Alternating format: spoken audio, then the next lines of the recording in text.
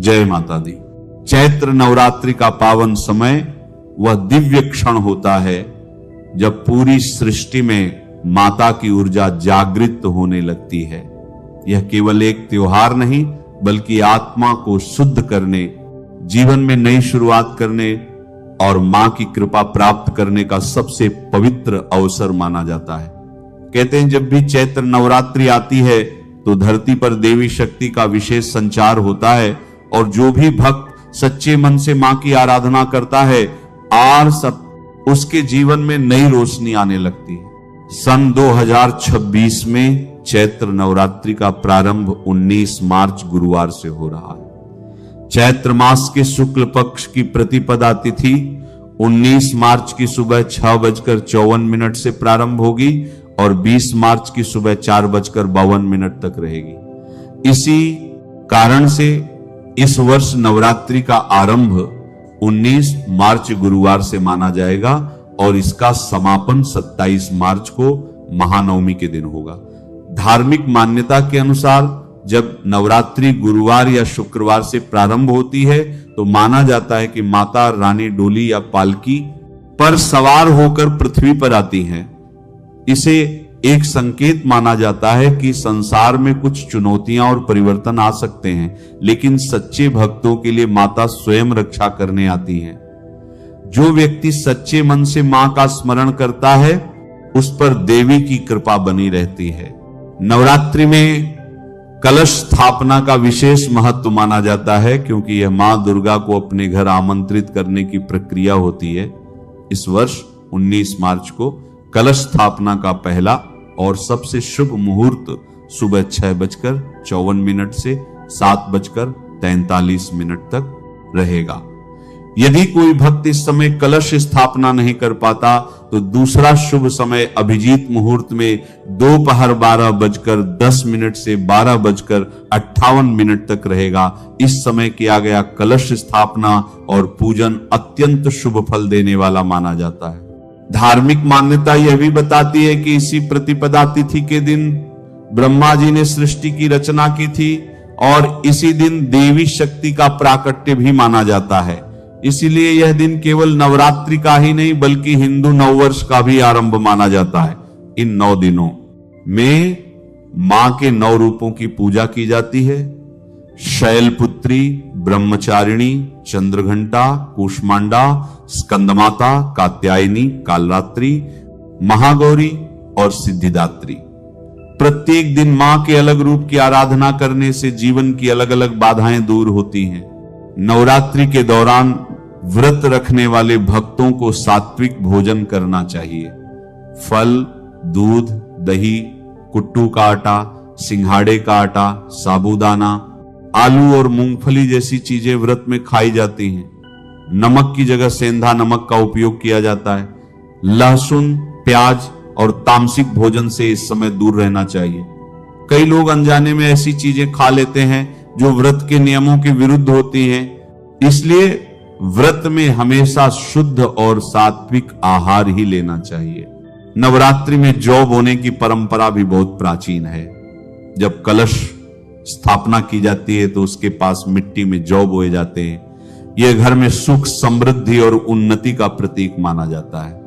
इन जौ में रोज पानी भरकर नहीं डालना चाहिए बल्कि हल्का सा छींटा देना चाहिए क्योंकि अधिक पानी से जौ सड़ सकते हैं। जब नवरात्रि के अंत में जौ हरे भरे हो जाते हैं तो उन्हें बहुत शुभ माना जाता है। इन जौ के कुछ पत्तों को प्रसाद के रूप में पूरे परिवार को दिया जाता है और बाकी जौ को किसी पवित्र नदी या बहते जल में विसर्जित किया जाता है। कई घरों में नवरात्रि के दौरान अखंड ज्योत भी जलाई जाती है।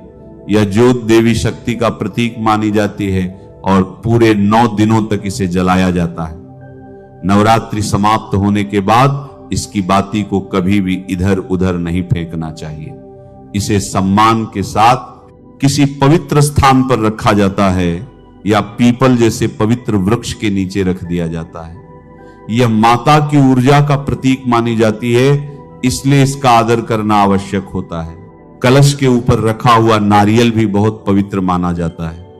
नवरात्रि समाप्त होने के बाद इसे प्रसाद के रूप में घर के लोगों में बांट दिया जाता है या कन्या पूजन के दिन कन्याओं को दिया जाता है।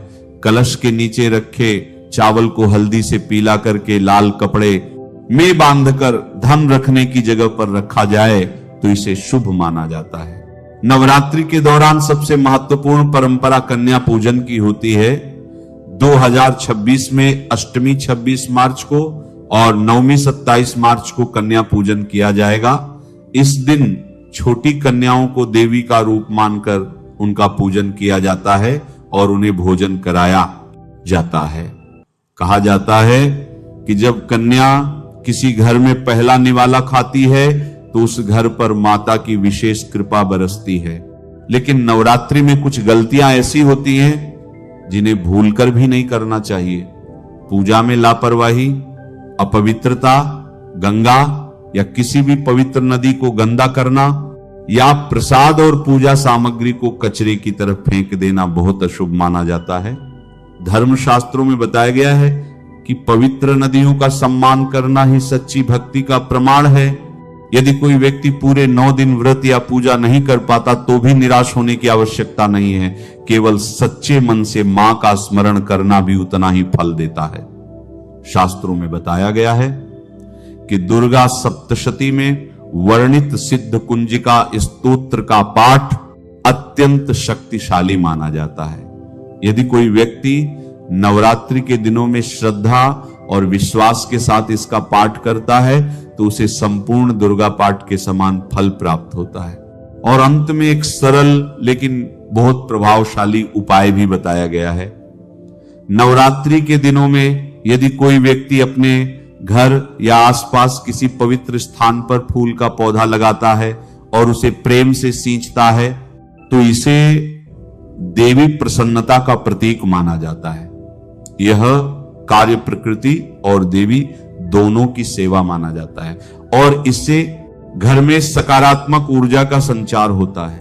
इसलिए इस वर्ष जब 19 मार्च से चैत्र नवरात्रि प्रारंभ हो तो पूरे विश्वास, प्रेम और श्रद्धा के साथ मां की आराधना करें। याद रखिए, माता रानी को बड़े बड़े अनुष्ठान नहीं बल्कि सच्चे मन की भक्ति सबसे अधिक प्रिय होती है।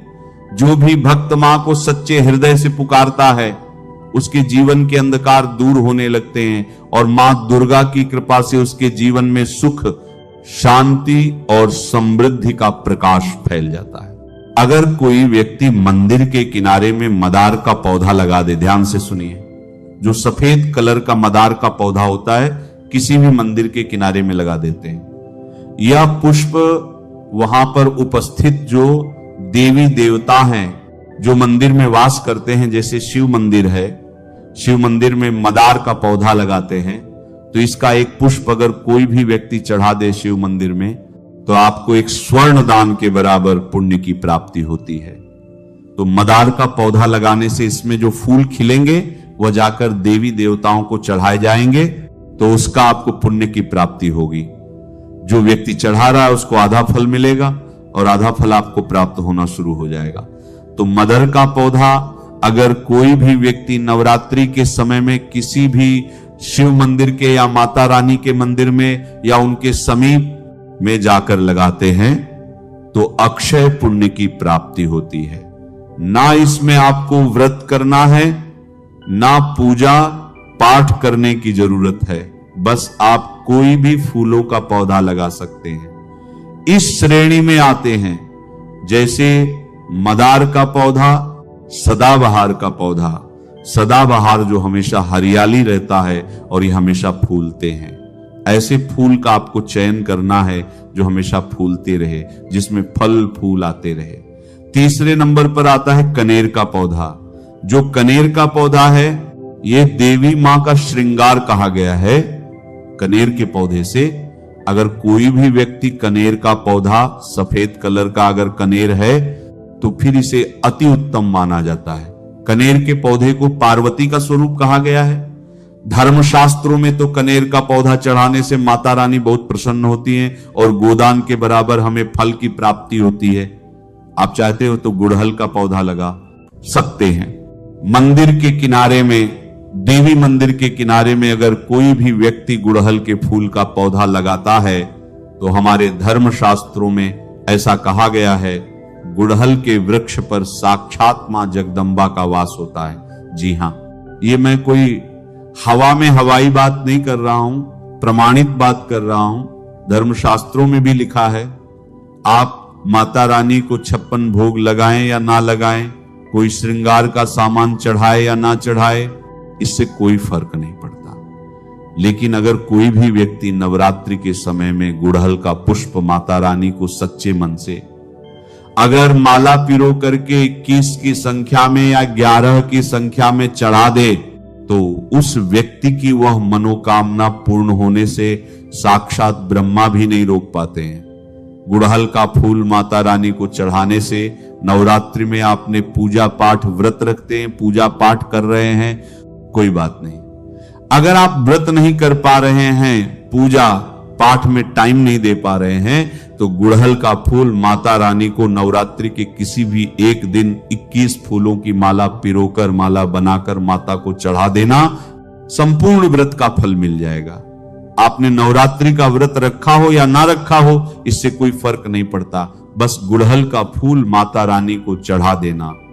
तो ऐसा कहा गया है, कोई व्यक्ति अपने जीवन काल में अगर नवरात्रि के समय में गुड़हल का पौधा लगा देता है और इस पौधे में फूल आना शुरू हो जाते हैं और ये फूल अगर देवी देवताओं को चढ़ना शुरू हो जाते हैं, तो माता रानी आजीवन आपकी बिल्कुल ही मदद करेंगी, आपके ऊपर अपनी कृपा बरसाएंगी, आपको अपना पूर्ण आशीर्वाद देंगी।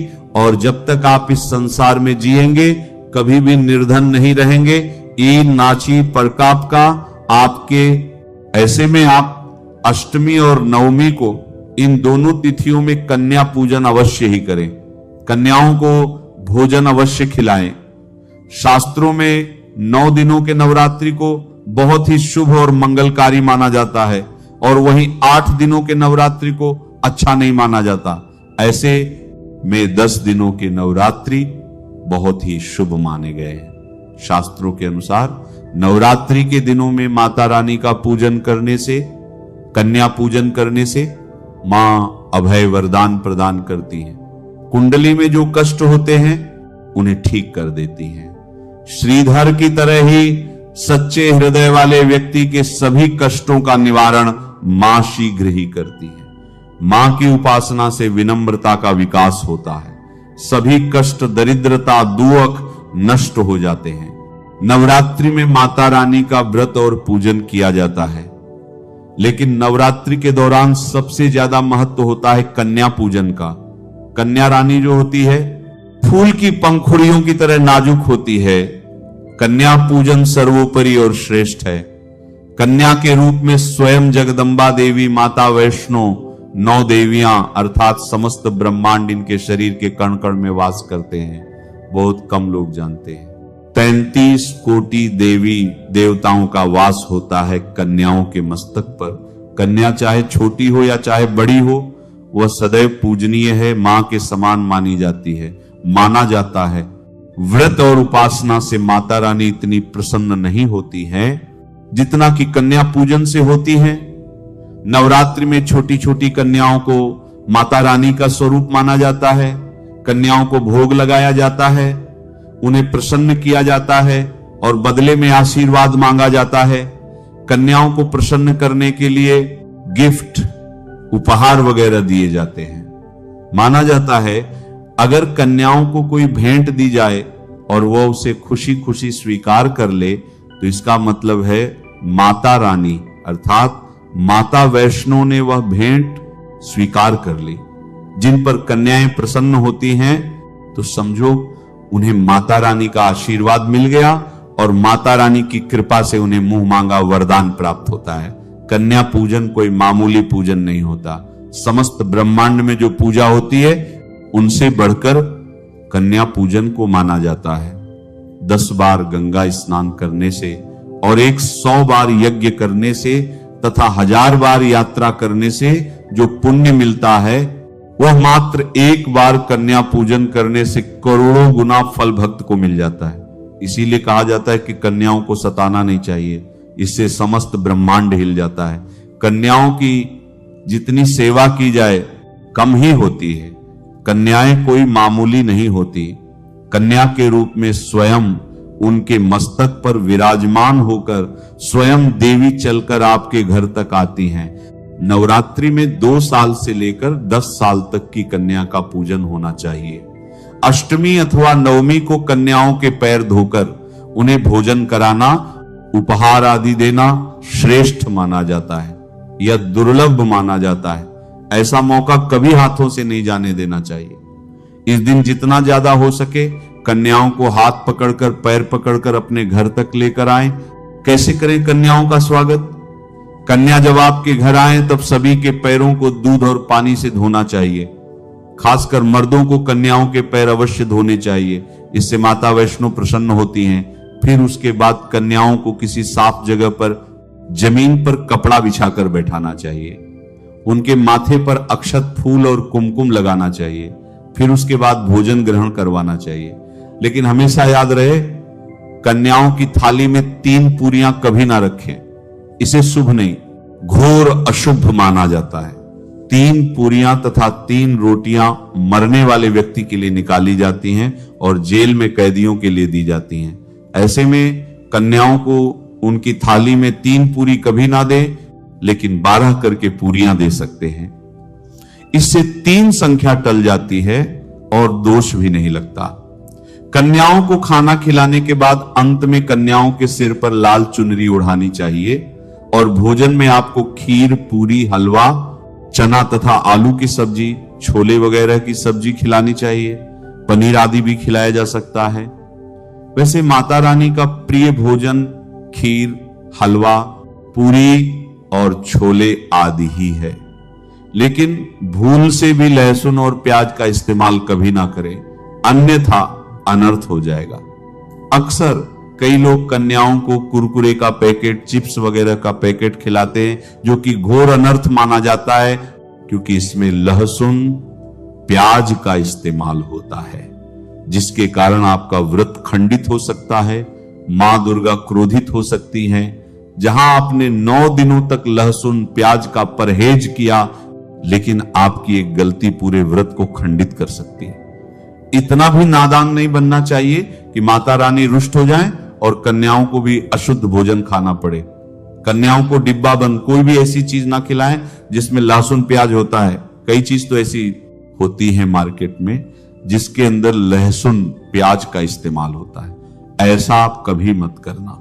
कई लोग कन्या पूजन में खाना घर पर नहीं बनाते और मार्केट से रेडीमेड लाकर ही खिलाते हैं तथा दही, जलेबी भी खिलाते हैं, जो कि शुभ नहीं माना जाता।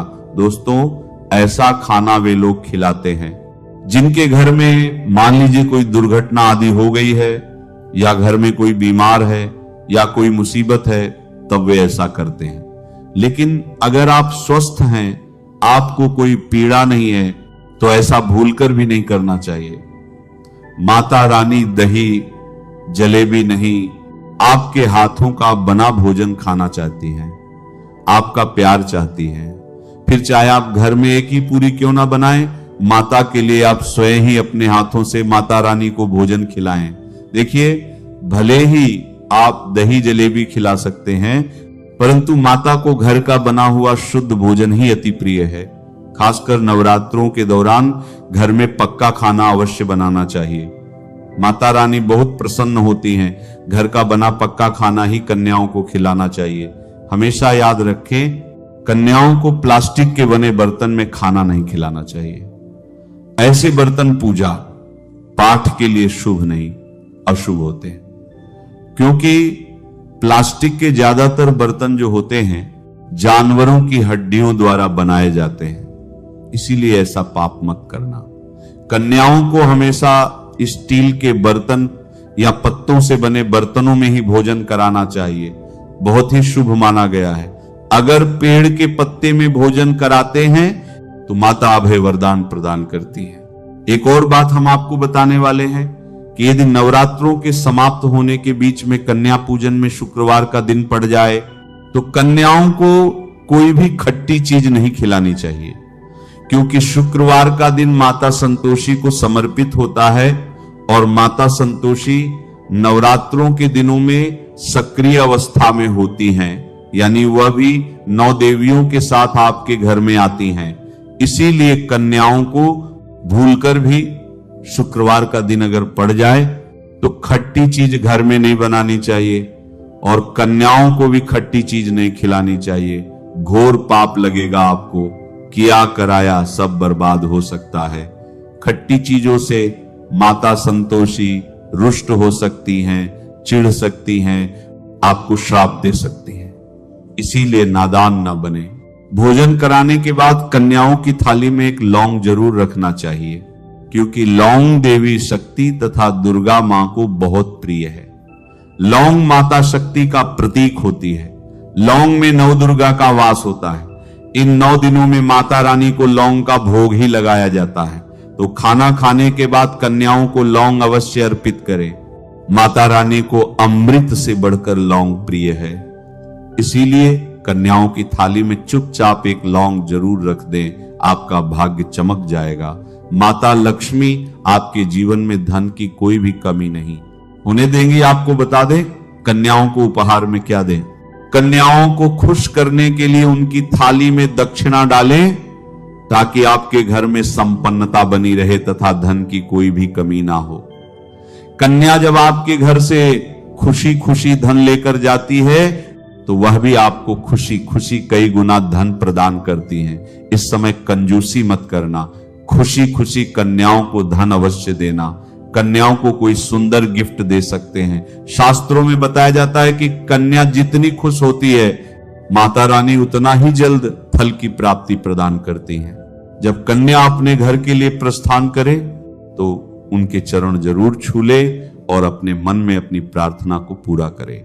सच्चे दिल से मांगी हुई मुराद माता रानी अवश्य ही पूरी करती हैं। सच्चे दिल का मतलब होता है मन में कोई भी लालच ना हो, और अगर वह लालच माता को पाने के लिए हो तो उसे कहते हैं सच्ची श्रद्धा और सच्ची भक्ति। ऐसी भक्ति के आगे स्वयं 33 कोटि देवी देवता आपको नमस्कार करते हैं। नवरात्रों के दिनों में अगर मिल जाए आपको यह संकेत तो समझो मां दुर्गा आपके घर में आ चुकी हैं। यह संकेत बताते हैं मां दुर्गा का आशीर्वाद आपको प्राप्त होने वाला है। तो आइए शुरू करते हैं। पहला संकेत, जब आप कलश स्थापना करते हैं तो जौ कैसे निकले हैं? हरियाली बहुत ही शुभ मानी गई है। कहा जाता है कि जौ से निकली हरियाली हमारे भविष्य में होने वाले अच्छे और बुरे का संकेत देती है। यह सभी बातें हमारे आने वाले साल का भविष्य बताती हैं। यदि आपने जौ बोए हैं और वह किसी कारणवश नहीं उग पाए हैं तो यह संकेत बड़ा ही मनहूस माना गया है। कहा जाता है कि नवरात्रों में जौ अगर सूख जाते हैं या बढ़ते नहीं हैं तो आपको समझ लेना चाहिए कि यह साल आपका खराब होने वाला है तथा घर में कोई बीमारी आने वाली है, या दिन दुगनी रात चौगुनी आपकी आय कम होने वाली है या घटने वाली है। दोस्तों, यह धन हानि का संकेत माना गया है, क्योंकि आपने कोई ना कोई गलती ऐसी कर दी होगी जिसके कारण माता रानी नाराज हो गई हैं। इसीलिए माता रानी से आप क्षमा अवश्य मांग लें। मां अपने भक्तों को अवश्य माफ करती है। हाथी है, मां ही होती है जो अपने बेटे को, अपने लाल को हर गलती पर माफ करती है। लेकिन ऐसा बेटा किस काम का जो मां से माफी ना मांगे। इसीलिए माता रानी से अपनी गलती की माफी अवश्य मांग ले। मां वैष्णो अपने भक्तों को कभी निराश ही नहीं करती, बल्कि उन्हें धन धान्य से और खुशियों से परिपूर्ण बना देती हैं। यदि जौ हरे भरे हो जाते हैं तो यह शुभ संकेत होता है। इससे आने वाले समय में आपको बहुत ज्यादा धन लाभ होगा। माना जाता है कि एक का सिक्का या चांदी का कोई भी सिक्का जौ के बीचों बीच में अगर मिट्टी में दबा दिया जाए तो घर में सुख समृद्धि आती है। माता लक्ष्मी दौड़ी दौड़ी चली आती है। जौ के अंदर हमेशा 1 रुपए का सिक्का अवश्य डालना चाहिए। जौ को खाली नहीं रखना चाहिए, उसमें धन वगैरह अवश्य डालना चाहिए। इससे माता का आशीर्वाद सदैव परिवार पर बना रहता है और जीवन में कोई भी संकट नहीं आता।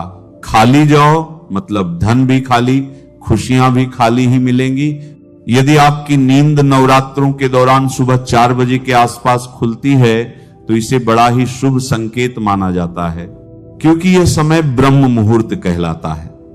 इस समय देवी शक्ति अपने सच्चे भक्तों को ही जगाती हैं। इस समय उठना मतलब माता की कृपा प्राप्त करने के बराबर माना गया है। यह संकेत बताते हैं कि माता की सच्ची भक्ति का प्रभाव आपके ऊपर हो चुका है और माता रानी आपको जल्दी ही कोई खुशखबरी देने वाली है। मां आपकी सच्ची भक्ति से बहुत खुश है। यदि नवरात्रि में आपका मन प्रसन्न होने लगे, पूजा पाठ में आपका मन लगने लगे, पूजा करते समय मन का शांत होना, यह दर्शाता है कि आपको बहुत जल्द मां की कृपा प्राप्त होने वाली है। माता रानी आपकी भक्ति से बहुत खुश है। आपकी भक्ति माता रानी को आनंद दे रही है। ऐसे व्यक्ति को समझ जाना चाहिए कि उसके जीवन में अब अच्छा समय आने वाला है। नवरात्रों के दौरान अगर मां के गले से फूल गिर जाए तथा जौ के हरे भरे पत्ते अगर बिन हवा के हिल जाएं तो इसे अति उत्तम माना गया है। यह संकेत बताता है कि माता रानी का आगमन आपके घर में स्थायी रूप से हो चुका है। आपको माता लक्ष्मी की कृपा प्राप्त होने वाली है। यह संकेत कुछ खास लोगों को ही दिखाई देते हैं। माना जाता है कि पूजा करते समय अगर धुआं अधिक बढ़ जाए तो इससे पता चलता है कि आपके घर से गरीबी हमेशा हमेशा के लिए जाने वाली है। भूत प्रेत आत्माएं अब आपके घर से हमेशा के लिए जाने वाली हैं। पूजा करते समय धुएं का अधिक होना बहुत ही शुभ और मंगलकारी माना गया है। यह संकेत भविष्य में अच्छे परिणाम को दर्शाते हैं। आत्माएं द्वार पर गाय का आना, वेदों में बताया जाता है कि नवरात्रि के दौरान गाय माता का घर में आना बड़ा ही शुभ संकेत माना गया है। नवरात्रि में द्वार पर गाय का आना अत्यंत शुभ है।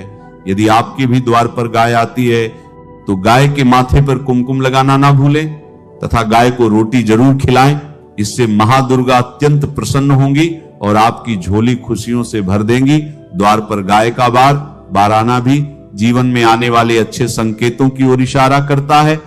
सपने में शेर का दिखाई देना, अगर आपके सपनों में मां दुर्गा दिखाई देती हैं, अर्थात कोई भी देवी अगर आपके सपनों में दिखाई देती है तो बड़ा ही शुभ माना गया है। नवरात्रों के पावन अवसर पर माता के दर्शन किसी खास भक्तों को ही होते हैं। ये सपने कभी किसी को शेयर मत करना। यदि माता की सवारी शेर रात्रि में सपने में बार बार दिखाई देता है तो मां दुर्गा आपसे प्रसन्न है। ये संकेत बताते हैं कि जल्द ही आपकी कोई मनोकामना अवश्य पूर्ण होगी और आपके शत्रुओं का नाश हो जाएगा। शत्रु आपके नाम से ही थर-थर कांपने लगेंगे। मां दुर्गा का वाहन शेर है, इसीलिए नवरात्रि में शेर का दिखाई देना अत्यंत शुभ संकेत होता है। यदि कोई छोटी कन्या आपको सुबह सुबह लाल वस्त्र धारण किए हुए दिखाई देती है तो आपने साक्षात मां दुर्गा के दर्शन किए हैं। यदि नवरात्रों में सबसे पहले आपके घर में कन्याओं का आगमन हो जाए तो समझो आपको दुनिया की कोई भी शक्ति, ब्रह्मांड की कोई भी शक्ति आपको करोड़पति होने से नहीं रोक सकती। आपके जीवन में, आपके घर में माता लक्ष्मी का आगमन होने वाला है। आप दिन दुगनी रात चौगुनी तरक्की करेंगे। अब आप खुशियां मनाइए और मिठाइयां बांटिए। ऐसे में कन्याओं को भरपूर तरीके से खुश रखें और उनका आगमन दूध से चरण धुलाकर करें। कोई भी कंजूसी ना करें। माता रानी आपको यह संकेत दे रही है कि अब आपका बुरा समय समाप्त हो चुका है। अब जीवन में सुख समृद्धि के द्वार खुल जाएंगे। नमः शिवाय। श्री महालक्ष्मी नमः। नमो भगवते वासुदेवाय। जय मां सरस्वती। जय श्री कृष्ण। राधे राधे।